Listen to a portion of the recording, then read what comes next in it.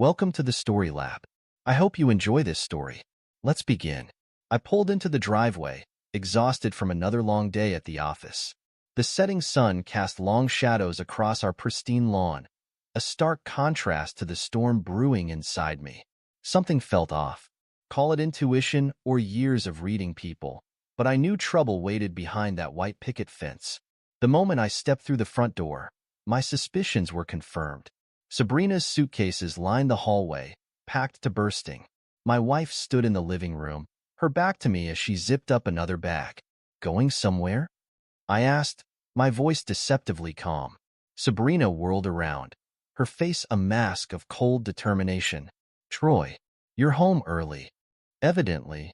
I surveyed the scene, noting how she'd packed only her most expensive items. Care to explain? She laughed, a harsh sound that grated against my nerves.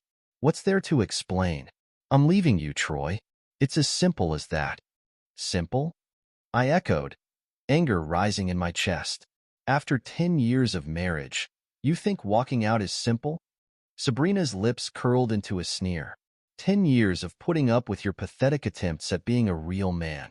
Do you know how suffocating it's been, living with someone so inadequate? Her words were calculated to wound, but I refused to give her the satisfaction. Inadequate? That's rich, coming from a woman who's never worked a day in her life. Tell me, Sabrina, how do you plan to maintain your lavish lifestyle without my inadequate income? Before she could respond, the roar of an engine cut through the air. A gaudy red pickup truck screeched to a halt in front of our house, bass-heavy music blaring from its speakers. Sabrina's eyes lit up. That would be my ride. The front door burst open, revealing a mountain of a man. Muscles bulged beneath a too-tight t-shirt, veins popping in his neck as he swaggered into our home. Hey, baby, he growled, wrapping a meaty arm around Sabrina's waist. Ready to blow this joint? I stared at the intruder, disgust churning in my gut. And you are? Armando Gonzalez, he grinned, flexing unnecessarily. Your wife's new man. And trust me, buddy, I'm more than adequate. Sabrina giggled, a sound that made my skin crawl. Oh, he certainly is, Troy. In every way that counts. I refused to rise to their bait. Get out, I said, both of you. Now. Armando's grin widened. What's the matter, little man? Scared of some real competition? In one fluid motion, I closed the distance between us. Despite the height difference, I met his gaze without flinching. I said, get out, before I make you. For a moment, uncertainty flickered in Armando's eyes. Then Sabrina tugged at his arm. Come on, baby. He's not worth it. Let's go start our new life. As they gathered Sabrina's bags, I stood motionless, watching the destruction of my marriage play out before me. Just as they reached the door, Sabrina turned back, a cruel smile on her lips. Oh, and Troy? Don't bother trying to find us. By the time you do, we'll be long gone, along with a few choice items from your safe. Consider it my severance package. The door slammed behind them, leaving me alone in the suddenly cavernous house. The roar of Armando's truck faded into the distance, carrying away the woman I'd once loved and whatever remained of my trust. I sank onto the couch, my mind reeling. How long had this been going on? How much had they taken? And more importantly, how had I been so blind? A knock at the door jolted me from my thoughts. For a wild moment, I hoped it was Sabrina, coming to her senses. But when I opened the door, I found Jennifer Hayes, my business partner, standing on the porch. Troy. Her brow furrowed with concern. I saw Sabrina leave with some guy. What's going on? I stepped aside, letting her in. Apparently, my wife decided to trade up. Left me for a walking steroid advertisement. Jennifer's eyes widened. Oh, Troy, I'm so sorry. Is there anything I can do? I shook my head, collapsing back onto the couch. Jennifer sat beside me, her presence oddly comforting. We'd been partners for years, building our firm from the ground up. If anyone could help me navigate this mess, it was her. She took things from the safe. I said, God knows what else she's planning.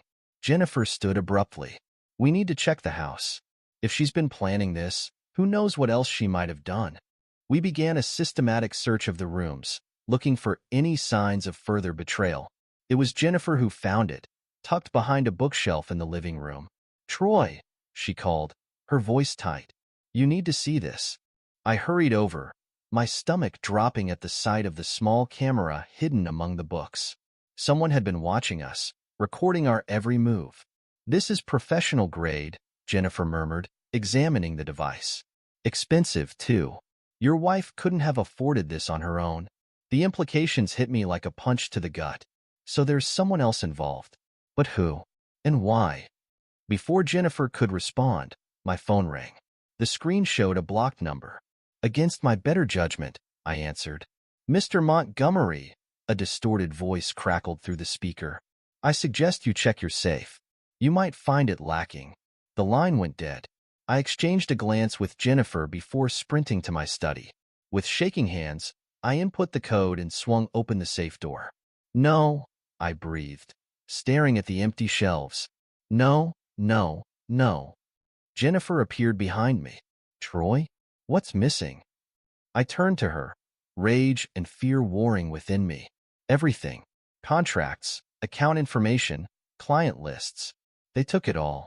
She placed a steadying hand on my arm. "We'll figure this out, Troy. I promise. Whoever's behind this, we'll make them pay." As I looked into Jennifer's determined eyes, I felt a spark of hope. Sabrina and Armando thought they'd broken me, but they'd only succeeded in unleashing something far more dangerous, my wrath. "You're right," I said, straightening my shoulders.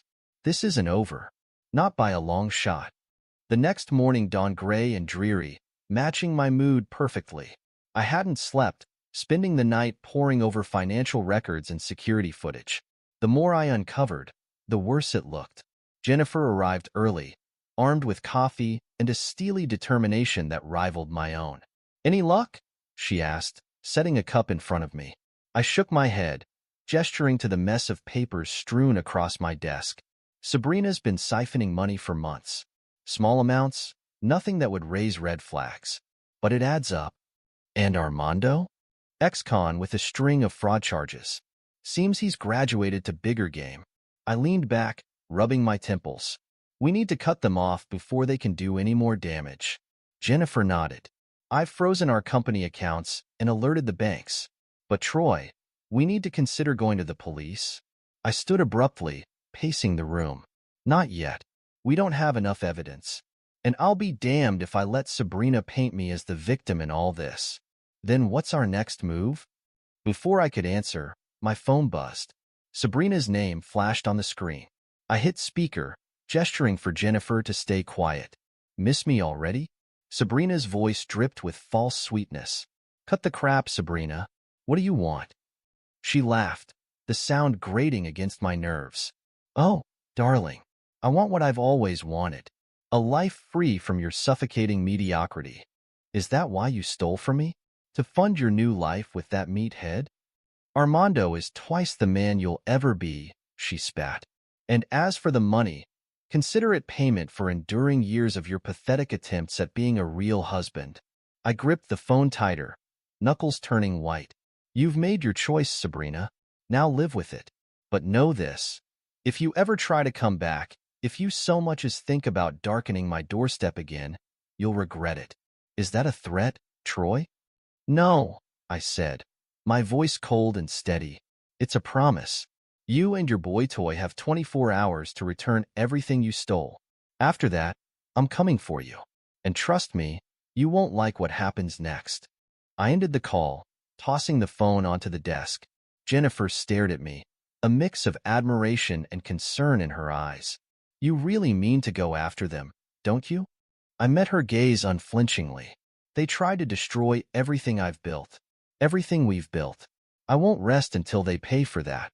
Jennifer stood, squaring her shoulders. "Then let's make them pay. Together." Her loyalty hit me like a physical force. In the midst of betrayal, here was someone willing to stand by me, to fight alongside me. I'd be a fool to turn that away. "All right," I nodded.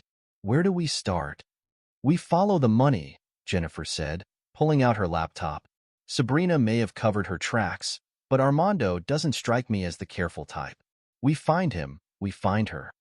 For hours, we dug through financial records, tracking every cent that had left our accounts.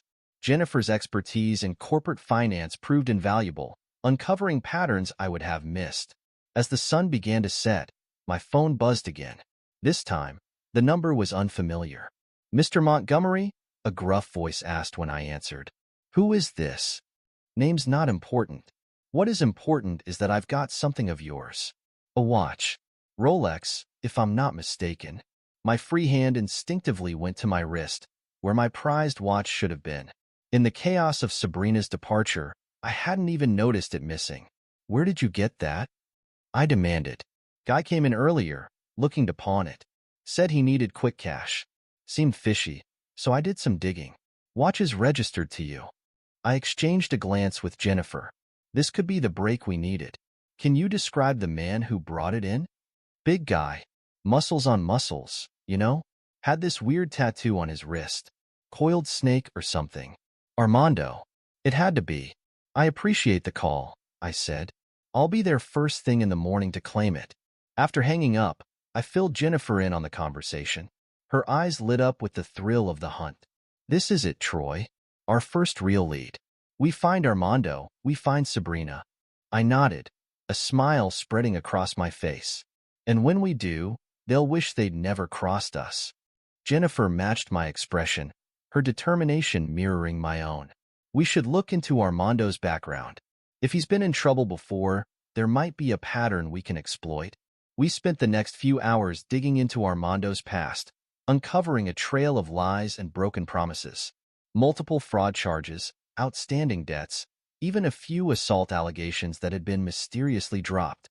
"He's a con man," Jennifer said, disgust evident in her voice. "And not even a good one. How did Sabrina fall for this?" I shook my head, still struggling to reconcile the woman I thought I knew with the one who had betrayed me so thoroughly. She saw an opportunity, a way out. Doesn't matter why. What matters is stopping them before they can do any more damage. As night fell, Jennifer reluctantly prepared to leave. "We should get some rest. Tomorrow's going to be a long day." I walked her to the door, grateful for her unwavering support. "Thank you, Jennifer, for everything." She squeezed my arm, her touch lingering for a moment. "We're in this together, Troy. Whatever it takes." After she left, I found myself standing in the empty living room, the silence oppressive. The life I'd built, the future I'd planned. All of it lay in ruins around me. But from those ashes, something new was rising. A determination, cold and unyielding, to make things right. Sabrina and Armando thought they'd won. They had no idea what was coming for them. The pawn shop was exactly as I'd imagined. Dingy, cramped, and reeking of desperation. The owner, a weaselly man with darting eyes, perked up as Jennifer and I entered. "Mr. Montgomery?" he asked, reaching beneath the counter. "Got your watch right here." I examined the Rolex, confirming it was indeed mine. "Tell me everything about the man who brought this in." The owner's eyes flicked between Jennifer and me, sensing an opportunity. "Well, memory's a bit fuzzy. Might need some encouragement." Before I could respond, Jennifer slapped a $100 bill on the counter. "Start talking." Suitably motivated, the man launched into a detailed description of Armando, confirming what we already knew. But it was his parting comment that caught my attention. "Oh, and he wasn't alone," the owner added, pocketing the money. "Had a woman with him. Real looker, but cold as ice. Treated the big guy like dirt. Sabrina." So they were still together. Back at my house, Jennifer and I pored over the hidden camera footage, looking for any clues we might have missed. Hours passed, our eyes straining in the dim light of the computer screen. "Wait," Jennifer said suddenly, leaning closer. "Go back. There." I rewound the footage, focusing on the timestamp she indicated. There, in grainy black and white, was Sabrina. But she wasn't alone. "Who's that?" I asked, squinting at the unfamiliar man beside her. Jennifer's face paled. "That's Thomas Bridges." The name hit me like a physical blow. Thomas Bridges, my biggest business rival. The man who'd been trying to undercut our firm for years. "What the hell is he doing in my house?" "I don't know," Jennifer said, her voice tight. But whatever it is, it can't be good. Before we could discuss it further, the doorbell rang. Wary of unexpected visitors, I checked the security camera before opening the door. A courier stood on the porch, holding a thick envelope. Delivery for Troy Montgomery. I signed for the package, bringing it inside. Jennifer watched curiously as I tore it open. What is it? I pulled out a stack of legal documents, my eyes widening as I scanned the contents. It's an inheritance. From my great-uncle in Texas. I didn't even know he'd passed away. Jennifer leaned over my shoulder, her perfume momentarily distracting me. Troy, this is substantial. With this kind of money, we could really go after Sabrina and Armando. My thoughts exactly. We spent the next few hours strategizing, the unexpected windfall opening up new possibilities. As night fell, Jennifer reluctantly prepared to leave. We should celebrate, she said, lingering by the door. This inheritance, it's a game changer. I nodded, suddenly aware of how close she was standing. Tomorrow, after we've put this money to good use. Jennifer smiled, squeezing my arm before stepping out into the night. I watched her go, a mix of emotions swirling in my chest. Turning back to the living room, I froze. A small package sat on the coffee table, one that definitely hadn't been there before. Heart pounding, I approached it cautiously. Inside was a USB drive and a note. The truth will set you free, or bury you. Your choice. With trembling hands, I plugged the drive into my laptop. What I saw made my blood run cold. Video after video, document after document, all pointing to one inescapable conclusion. Thomas Bridges was deeply involved with organized crime, and somehow he was connected to Sabrina's betrayal. As I stared at the damning evidence, a movement outside caught my eye. There, lurking in the shadows of my backyard, was a figure. Even from this distance, I could make out the distinctive coiled serpent tattoo on their wrist. Armando was watching me, which meant this game was far from over. I closed the laptop, my mind racing with the implications of what I'd just discovered. The evidence against Thomas Bridges was damning, but it also raised a host of new questions. How deep did this conspiracy go? And how had Sabrina gotten mixed up in all of this? I moved to the window, carefully peering out into the darkness. Armando was still there, his hulking form barely visible in the shadows. My fists clenched involuntarily. Part of me wanted to confront him right then and there, but I knew that would be playing into his hands. Instead, I reached for my phone, dialing Jennifer's number. Troy. She answered on the first ring, her voice alert despite the late hour. What's wrong? We've got a situation, I said, keeping my voice low. Someone left a USB drive at my house. It's got evidence linking Thomas Bridges to organized crime. There was a sharp intake of breath on the other end. You positive? Positive. And that's not all. Armando's outside right now, watching the house. I'm coming over, Jennifer said immediately. No, I cut her off. It's not safe. Meet me at the office first thing tomorrow. We need to go through this evidence carefully. She hesitated, then agreed. All right, but Troy, be careful. If they're watching you, there's no telling what they might do. I ended the call, my mind already formulating a plan. Sabrina and Armando thought they had the upper hand, but they'd underestimated me. They'd all underestimated me. As I moved away from the window, a floorboard creaked behind me. I spun around, heart pounding, only to find the room empty. But something had changed. There, on the mantel, was a small envelope that definitely hadn't been there before. With trembling hands, I opened it. Inside was a single sheet of paper with an address and a time. Tomorrow, noon. I stared at the note, a cold determination settling over me. Whatever game they were playing, I was done being a pawn. It was time to take control. The next morning, I met Jennifer at the office before dawn. Her eyes widened as I laid out everything that had happened. This is insane, Troy, she said, poring over the documents from the USB drive. If even half of this is true, Thomas Bridges could go away for life. I nodded. And take Sabrina and Armando down with him. Jennifer looked up at me, her expression unreadable. What are you planning to do? I showed her the note with the address. I'm going to meet them, but I need you to do something for me first. She listened intently as I outlined my plan, her face growing more determined with each word. When I finished, she stood up, squeezing my shoulder. "I'm with you, Troy. All the way." As noon approached, I made my way to the address from the note. It was an abandoned warehouse on the outskirts of town, exactly the kind of cliché meeting spot I'd expected. I entered cautiously, my senses on high alert. The interior was dim, dust motes dancing in the few shafts of sunlight that penetrated the grimy windows. "Well, well," a familiar voice echoed through the space. "Look who decided to join the party." Sabrina stepped out of the shadows, Armando close behind her. But it was the third figure that caught my attention. Thomas Bridges, looking far less composed than he did in his corporate headshots. "Quite the gathering," I said, keeping my voice steady. "I'm honored."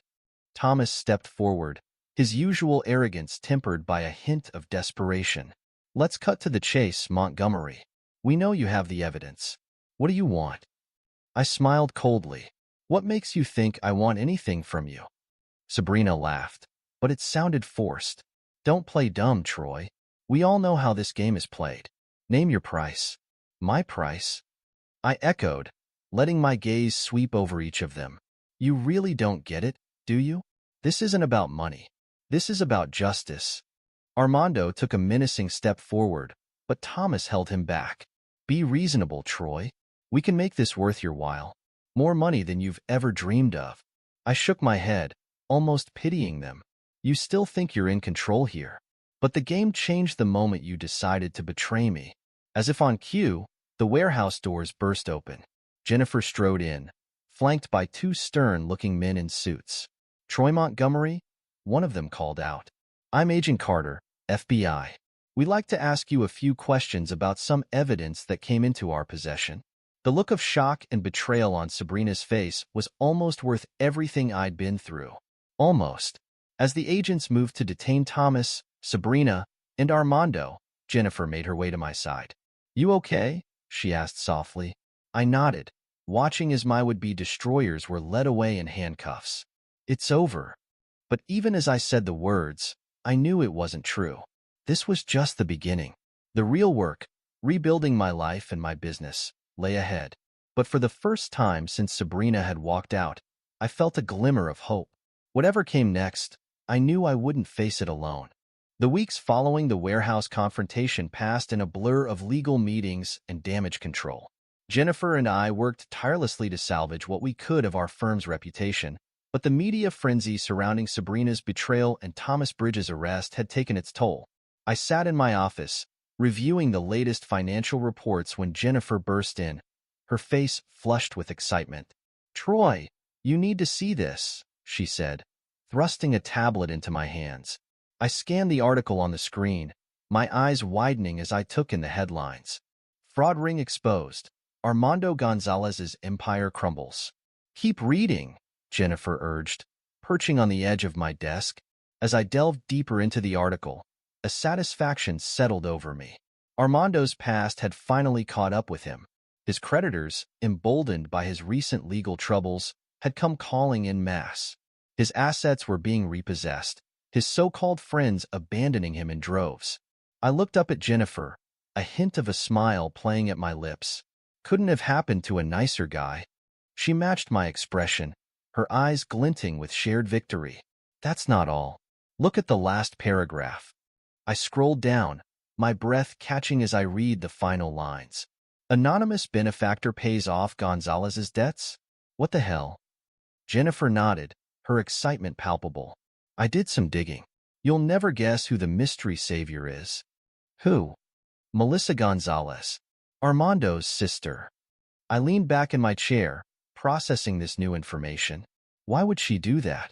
From what we know of Armando, he doesn't seem like the type to inspire that kind of loyalty. Jennifer's smile turned predatory. "That's the best part. She's not doing it out of loyalty. She's playing both sides." My eyebrows shot up. "Explain." "I have a contact in the DA's office," Jennifer said, lowering her voice conspiratorially. "Apparently, Melissa's been feeding them information about Thomas Bridges' illegal activities for months. But she's also been manipulating Armando and Sabrina, keeping them just afloat enough to be useful. I stood, pacing behind my desk as I processed this new development. So she's what? Some kind of puppet master? Jennifer shrugged. More like an opportunist.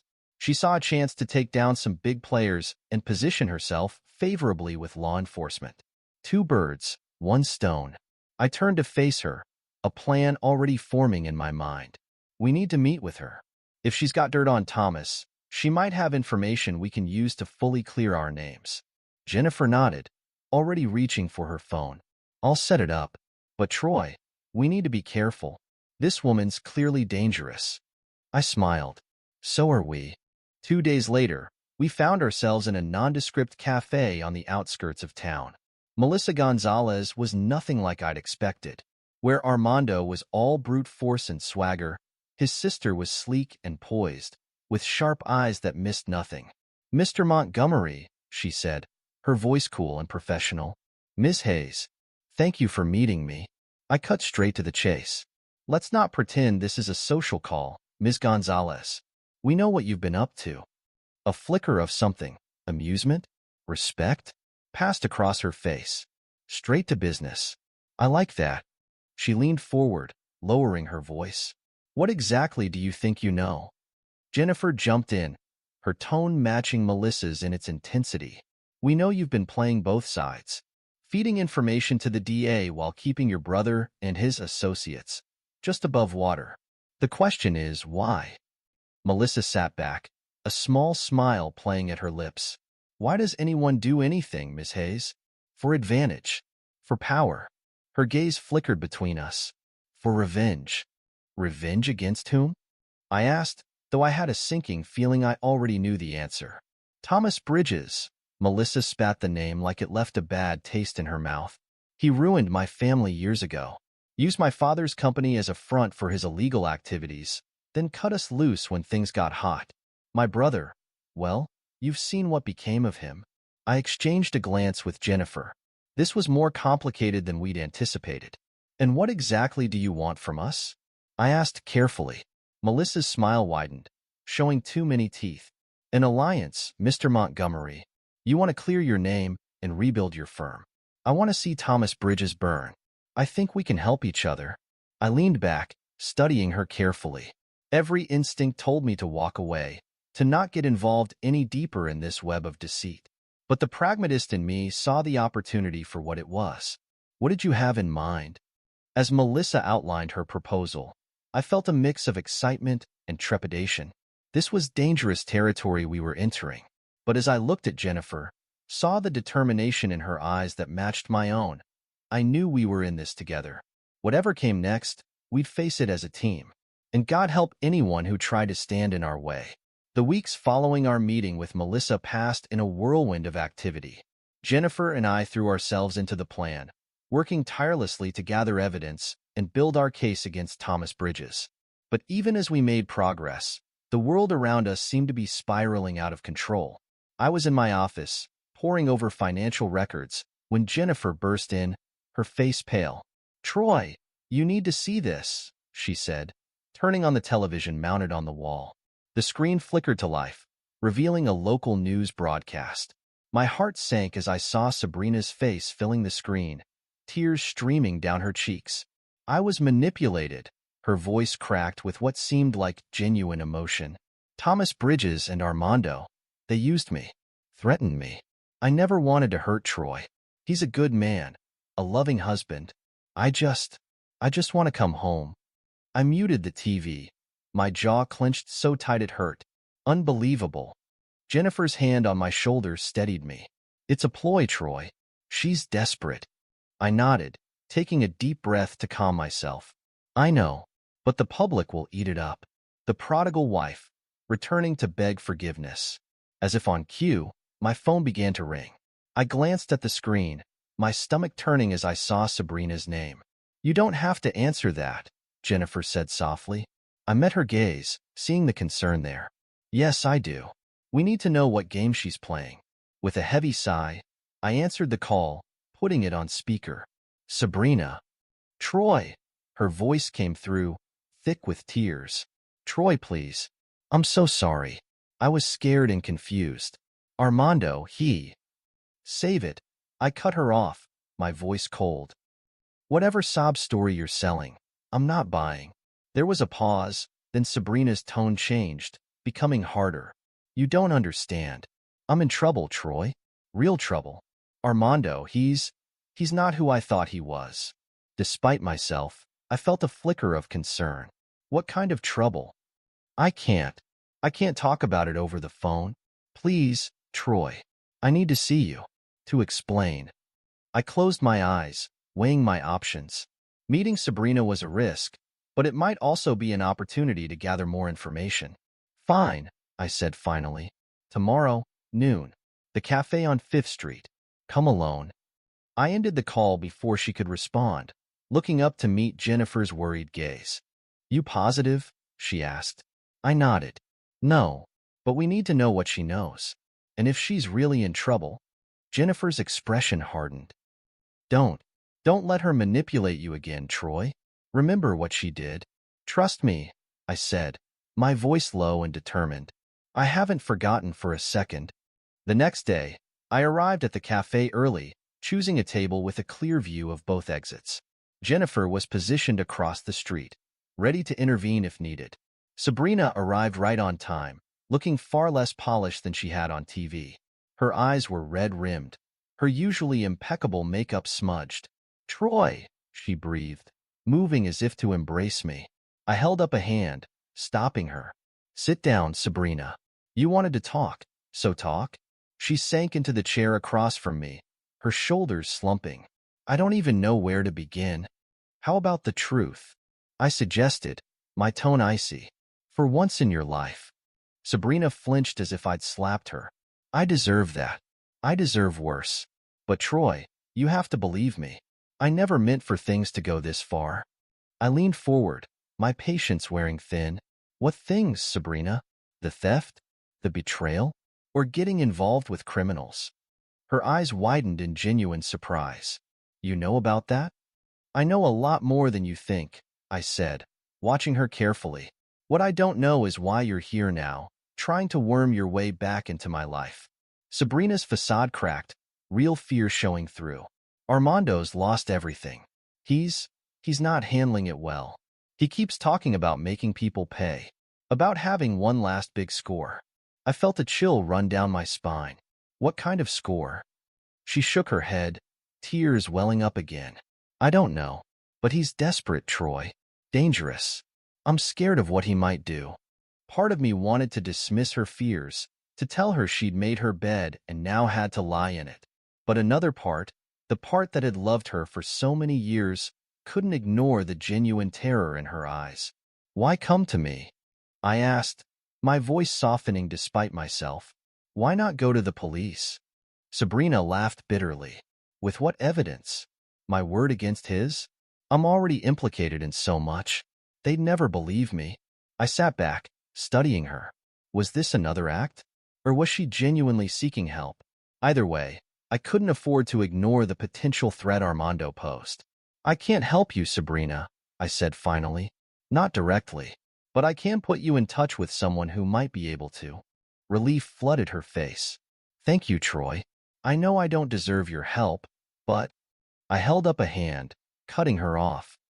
Don't. This isn't forgiveness. This isn't reconciliation. This is me doing what needs to be done to protect myself and the people I care about. Nothing more. Sabrina nodded, a flicker of the old determination I'd once admired crossing her face. I understand. What do you need me to do? As I outlined the next steps, I couldn't shake the feeling that we were entering a new phase of this twisted game. Sabrina might be a pawn, but she was still a player on the board. And as the stakes continued to rise, I knew we'd need every advantage we could get. Later that evening, I met with Jennifer to debrief her on the conversation with Sabrina. Her expression grew increasingly troubled as I recounted the details. You believe her? Jennifer asked, her tone skeptical. I leaned back in my chair, considering Jennifer's question carefully. I believe she's scared. Whether it's genuine concern for others or just self-preservation, I'm not sure. Jennifer's eyes narrowed. And Armando? Do you think he's really planning something? It's possible, I admitted. He's lost everything. Men like that, When they're backed into a corner, they lash out. Jennifer nodded, her expression. So what's our next move? I stood, pacing the room as I laid out my thoughts. We need to keep tabs on both of them. Sabrina might be playing us, but she's also our best source of information on Armando's plans. And if she is playing us? Jennifer asked, her tone sharp. I turned to face her, my jaw set. Then we use that against her. Either way, we stay one step ahead. Just then, my phone buzzed. A text from an unknown number flashed on the screen. Turn on the news. Now. Jennifer and I exchanged a glance before I grabbed the remote, flicking on the TV. The screen filled with chaos, police cars, flashing lights, and a familiar face being led away in handcuffs. Breaking news. The reporter's voice cut through our stunned silence.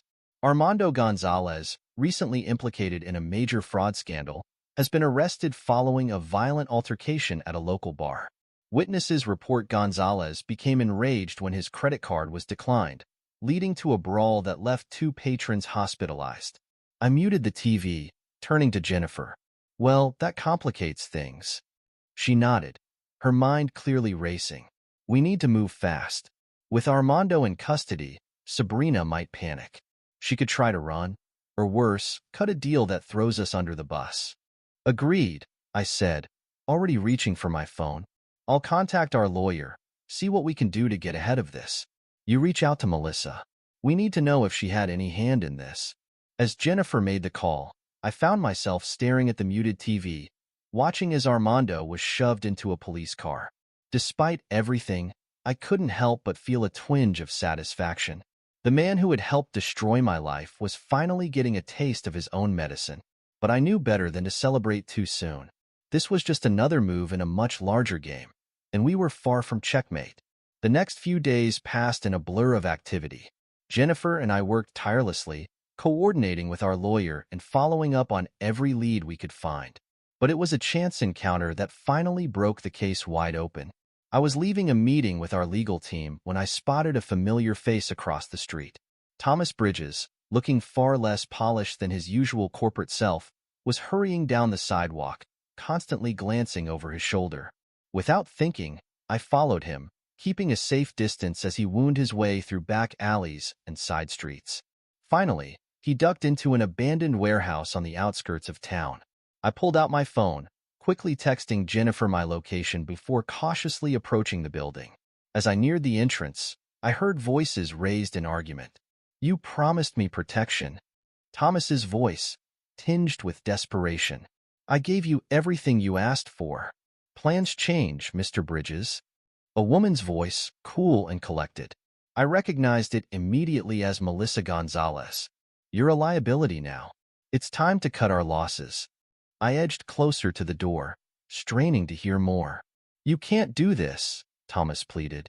I'll go to the authorities. I'll tell them everything. Melissa's laugh was cold. And implicate yourself in the process? Be my guest. But remember, Mr. Bridges, I have friends in very low places. You wouldn't want to disappoint them, would you? I'd heard enough. I burst through the door, catching both of them off guard. Well, I said, unable to keep the satisfaction from my voice. Isn't this cozy? Thomas's face drained of color.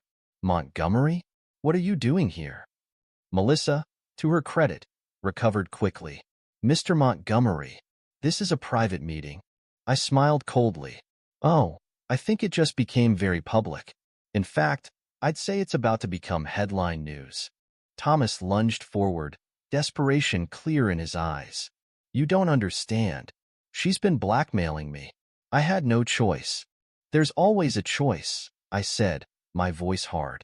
You chose to betray me, to destroy my company. Now you get to face the consequences. Melissa stepped forward, her hand moving to her purse. I'm afraid I can't let you leave with that information, Mr. Montgomery. Before she could act, the warehouse doors burst open again.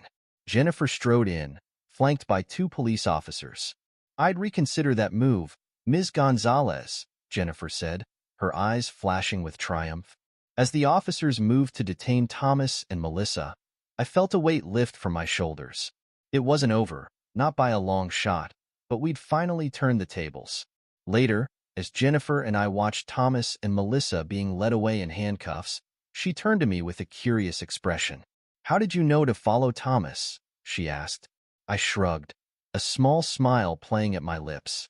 "Sometimes, you just have to trust your instincts." Jennifer nodded, her eyes gleaming with admiration. "Well, your instincts just broke this case wide open. What's our next move?" I looked out over the city, my mind already racing with possibilities. Now? Now we finish what we started. We clear our names, rebuild our company, and make damn sure nothing like this ever happens again. As we walked away from the scene, I felt a renewed sense of purpose. The road ahead would be challenging, but for the first time in months, I was looking forward to the fight. The courtroom buzzed with tension as Thomas Bridges was led in, his once impeccable suit now rumpled and ill-fitting. I sat in the front row, Jennifer at my side, watching as the man who had nearly destroyed everything I'd built faced justice. The judge's gavel cracked through the air, silencing the murmurs. "Thomas Bridges, you stand accused of multiple counts of fraud, embezzlement, and conspiracy. How do you plead?" Thomas's eyes darted around the courtroom, finally settling on me. For a moment, I saw a flicker of the arrogant businessman he'd once been. Then his shoulders slumped. "Guilty, Your Honor," he said, his voice barely above a whisper. The rest of the proceedings passed in a blur of legal jargon and damning evidence. When the judge finally announced the sentence 20 years without possibility of parole, I felt a grim satisfaction settle over me. As we left the courthouse, reporters swarmed around us, shouting questions. "Mr. Montgomery, how does it feel to see your rival brought to justice?" I paused, considering my words carefully. "Justice has been served. That's all that matters." Jennifer squeezed my arm, a silent show of support as we pushed through the crowd. Back at the office, we found our team gathered around the TV, watching as the news of Thomas's conviction spread like wildfire. "His firm's stock is in free fall," one of our analysts reported. "They're hemorrhaging clients by the minute." I nodded, unsurprised. "And what about our position?" The analyst grinned. "We're already fielding calls from some of Bridges' former clients. They're looking for a more ethical alternative." As the team celebrated this turn of events, I slipped away to my office, needing a moment alone.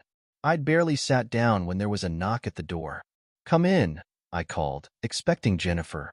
To my surprise, it was Martha Hayes, Jennifer's sister. She hesitated in the doorway, looking uncharacteristically nervous. "Mr. Montgomery, do you have a moment?" I gestured for her to enter, curiosity piqued. Martha and I had never been close, our interactions limited to the occasional company event. She sat across from me, fidgeting with her purse.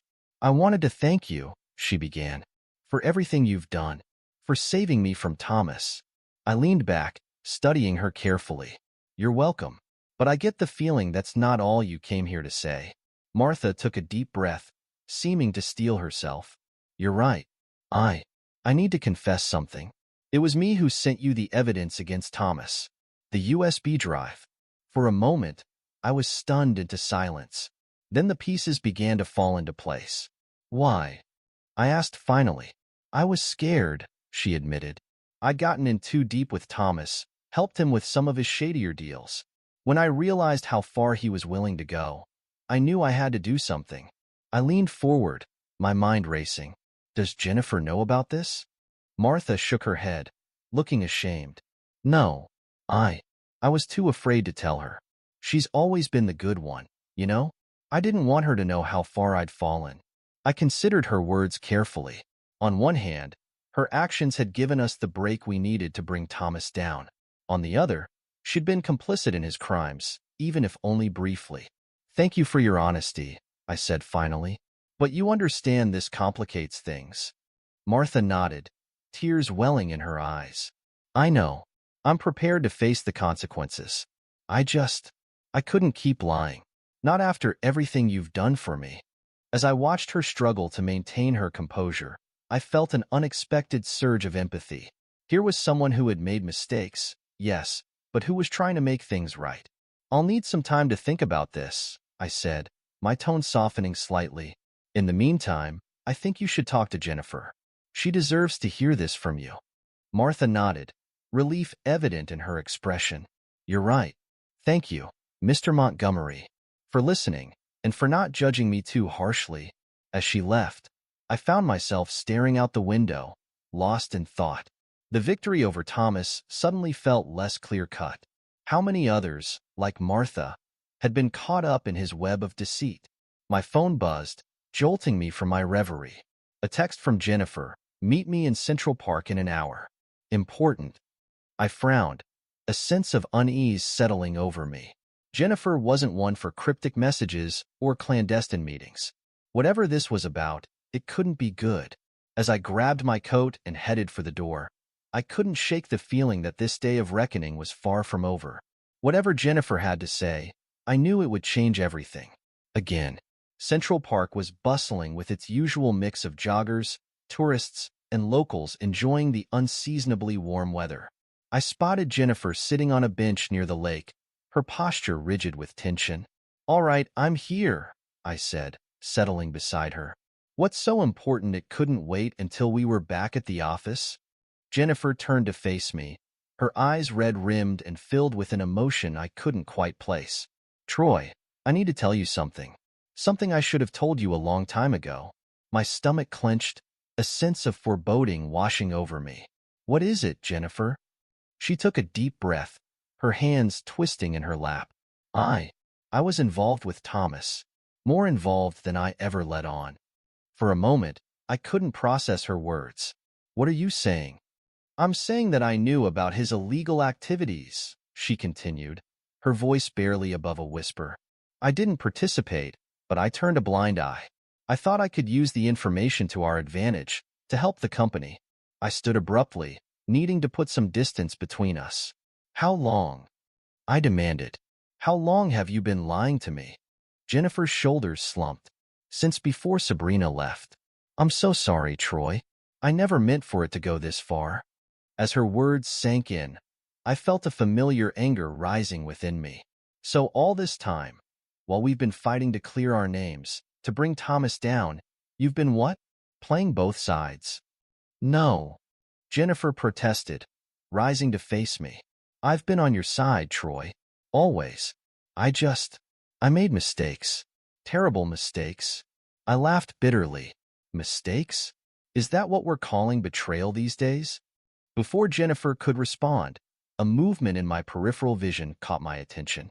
I turned, my blood running cold as I spotted a familiar figure lurking behind a nearby tree.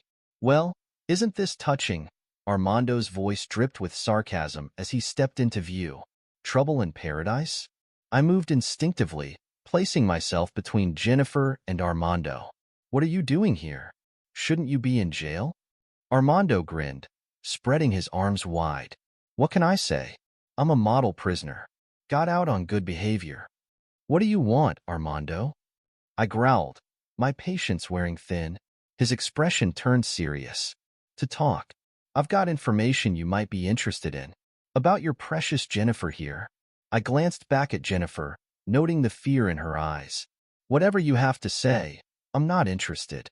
Armando shrugged, his casual demeanor at odds with the tension in the air. "Your loss. But think about it, Troy. How much do you really know about what's been going on? How sure are you that you've got the whole picture?" Despite myself, I felt a flicker of doubt. "Say what you came to say, and then get out of my sight." Armando's grin widened. "Not here. Too public. Meet me at the old warehouse on 10th Street tonight. Midnight. Come alone, and I'll tell you everything you need to know about Jennifer's extracurricular activities." With that, he melted back into the crowded park, leaving Jennifer and me in stunned silence. "Troy," Jennifer began, her voice shaking, "please, don't listen to him. He's trying to manipulate you." I turned to face her, my expression hard. "And what exactly has he got to manipulate me with, Jennifer?" "More of your lies." She flinched as if I'd struck her. "I've told you everything now. I swear it." I studied her face, searching for any sign of deception. Part of me wanted to believe her, to trust in the years of partnership we'd shared. But another part, the part that had been betrayed too many times, couldn't let it go. "I'm going to that meeting," I said finally. "And when I get back, You and I are going to have a very long conversation about trust and consequences. As I walked away, leaving Jennifer calling after me, I couldn't shake the feeling that I was walking into a trap. But I'd come too far, sacrificed too much, to back down now. Whatever Armando had to say, whatever new betrayal awaited me, I would face it head-on. The rest of the day passed in a haze of preparations and second-guessing. I arranged for backup, discreetly positioning a team near the warehouse. If Armando was planning something, he'd be in for a nasty surprise. As midnight approached, I found myself standing outside the dilapidated warehouse, every nerve on high alert. The street was deserted, the only sound the distant hum of traffic and the pounding of my own heart. Taking a deep breath, I pushed open the rusted door and stepped into the darkness beyond. "Armando?" I called out, my voice echoing in the cavernous space. "I'm here. Let's get this over with." For a moment, there was only silence. Then, from the shadows, came a slow clap. "Bravo, Troy." Armando's voice rang out. "I wasn't sure you'd have the guts to show up." He stepped into view, flanked by two burly men I didn't recognize. The smile on his face sent a chill down my spine. "All right, I'm here," I said, fighting to keep my voice steady. "What's this information you claim to have?" Armando's grin widened. "Oh, I've got plenty to tell you, Troy. But first, let's talk about what you're going to do for me." I tensed, ready for a fight. "I'm not doing anything for you, Armando. Either say what you came to say, or this meeting is over." He'd sked, shaking his head. Always so impatient. "But you see, Troy, you don't have a choice. Because right now, I've got something you want. Something you need." "And what's that?" I asked, though I had a sinking feeling I already knew the answer. Armando snapped his fingers, and one of his men dragged a figure from the shadows. My heart dropped as I recognized Jennifer, bound and gagged. "You bastard," I growled, taking a step forward. Armando's goons immediately raised their weapons, halting my advance. "Ow, Armando chided, wagging his finger. "Let's keep this civilized, shall we? I have a proposition for you, Troy. One that I think you'll find quite interesting." I glared at him, my mind racing. "I'm listening." Armando circled Jennifer, his hand trailing across her shoulder. She flinched away, her eyes wide with fear. "It's simple, really," he said. "I want everything. Your company, your assets, your reputation. And in exchange, I'll give you the truth about dear Jennifer here and her freedom." I laughed bitterly. "You're insane if you think I'd agree to that." Armando's smile never wavered. "Am I? Think about it, Troy. How much is the truth worth to you? How much is Jennifer's life worth?" Before I could respond, a commotion erupted from the back of the warehouse. Gunshots rang out, followed by shouts of surprise. In the chaos that followed, I saw a blur of movement. Melissa Gonzalez burst onto the scene, her face a mask of determination as she fought her way through Armando's men. "Troy, duck!" she yelled, raising a gun. I dropped to the ground as shots were fired. When I looked up, Armando was on the floor, clutching his leg and howling in pain. Melissa rushed to Jennifer, quickly untying her. "Are you okay?" she asked, her voice uncharacteristically gentle. Jennifer nodded, rubbing her wrists. "How did you know?" "I've been tracking Armando," Melissa explained, helping her to her feet. "I knew he was planning something big." I stood, staring at Melissa in disbelief. "Why? Why help us?" She met my gaze, her expression softening. "Because it was the right thing to do. And because I'm tired of playing games." As sirens wailed in the distance, I turned to Armando, who was still writhing on the ground. "It's over," I said, my voice cold. "Whatever sick game you were playing, you've lost." Armando spat blood, glaring up at me. "You think this is over? You have no idea what's coming, Troy. No idea at all." Before I could respond, police officers flooded the warehouse, quickly taking control of the situation. As Armando was led away in handcuffs, I turned to Jennifer and Melissa. "We need to talk. All of us. No more secrets, no more lies." They both nodded, understanding the gravity of the situation. Scene 3, The Ultimate Sacrifice. The next few days were a whirlwind of police statements, legal meetings, and tense conversations. Jennifer confessed everything, laying bare her involvement with Thomas and the extent of her deception. Melissa filled in the gaps, revealing the complex web of alliances and betrayals that had led us to this point. As the dust settled, I found myself standing in my office, looking out over the city I'd fought so hard to protect. A knock at the door pulled me from my thoughts. "Come in," I called, not turning around. "Troy." It was Martha's voice. "Do you have a moment?" I turned to face her, noting the determination in her eyes. "Of course. What's on your mind?" Martha took a deep breath.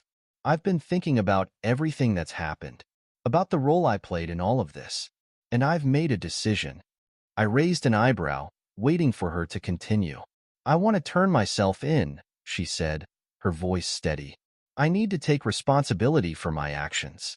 For a moment, I was speechless. Then, slowly, I nodded. "That's a brave decision, Martha. You sure?" She smiled sadly. "I am. It's the only way I can start to make things right." As Martha left to face the consequences of her actions, I felt a mix of admiration and sorrow. Her sacrifice would go a long way towards clearing the air, but the road ahead was still fraught with challenges. The next few weeks passed in a blur of activity. With Thomas, Armando, and their associates behind bars, we focused on rebuilding. Our firm's reputation had taken a hit, but with transparency and hard work, we slowly began to regain the trust of our clients and the public. Jennifer, despite her past mistakes, proved invaluable in this process. Her dedication to making amends was evident in every late night and difficult conversation. As for Melissa, she surprised us all by offering to assist in our efforts to root out any remaining corruption in the business world. Her insider knowledge and strategic mind became powerful assets in our quest for redemption. One evening, as Jennifer and I were wrapping up a particularly grueling day, she turned to me with a serious expression. "Troy," she began, hesitation in her voice. "I know I can never fully make up for what I did, but I want you to know how grateful I am for this second chance." I studied her for a moment, weighing my words carefully. "Trust is earned, Jennifer. You broke it, and now you're working to rebuild it. That's all any of us can do." She nodded, understanding the implicit challenge in my words. As we left the office, I found myself reflecting on the tumultuous journey that had brought us to this point. The betrayals, the hardships, the difficult choices, they had all shaped us, forged us into something stronger. Looking out over the city lights, I felt a sense of cautious optimism. We had weathered the storm, exposed the truth, and come out the other side. Whatever challenges lay ahead, I knew we were ready to face them. The road to redemption was long, but we had taken the first steps, and this time, we would walk it together, eyes wide open, ready for whatever the future might bring. This is where our story comes to an end. Share your thoughts in the comments section. Thanks for your precious time. If you enjoyed this story, then please make sure you subscribe to this channel. That would help me a lot. Click on the video you see on the screen, and I will see you there.